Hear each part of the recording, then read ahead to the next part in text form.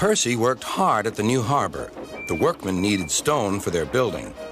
Toby helped, but sometimes the loads of stone were too heavy, and Percy had to fetch them for himself. Sometimes he'd see Thomas.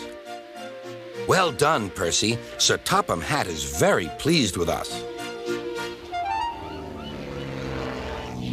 An airfield was close by.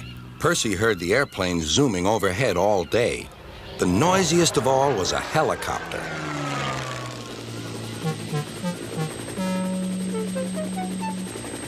"Silly thing," said Percy. "Why can't it go and buzz somewhere else?" One day, Percy stopped at the airfield. "Hello," said Percy. "Who are you?" "I'm Harold." "Who are you?" "I'm Percy. What whirly great arms you've got."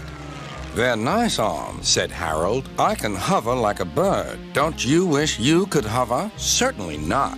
I like my rails, thank you." "I think railways are slow," said Harold. "They're not much use and quite out of date." He whirled his arms and buzzed away.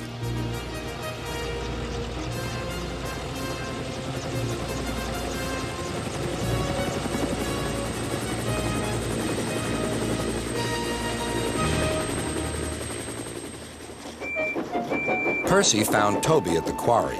"I say, Toby, that Harold, that stuck-up whirlybird thing, says I'm slow and out of date.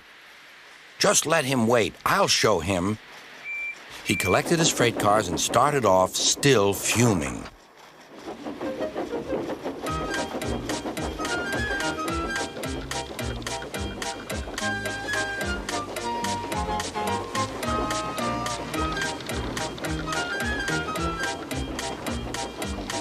Soon they heard a familiar buzzing. "Percy," whispered his driver. "There's Harold. He's not far ahead. Let's race him." "Yes, let's," said Percy. Percy pounded along. The cars screamed and swayed. "Well, I'll be a ding-dong-dang," said the driver. There was Harold. The race was on. "Go it, Percy," he yelled. "You're gaining." Percy had never been allowed to run fast before. He was having the time of his life. "Hurry, hurry, hurry," he panted to the cars. "We don't want to, we don't want to," they grumbled. It was no use. Percy was bucketing along with flying wheels, and Harold was high and alongside.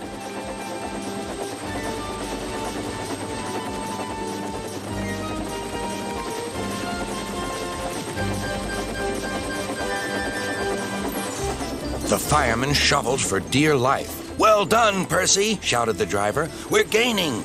We're going ahead. Oh, good boy, good boy."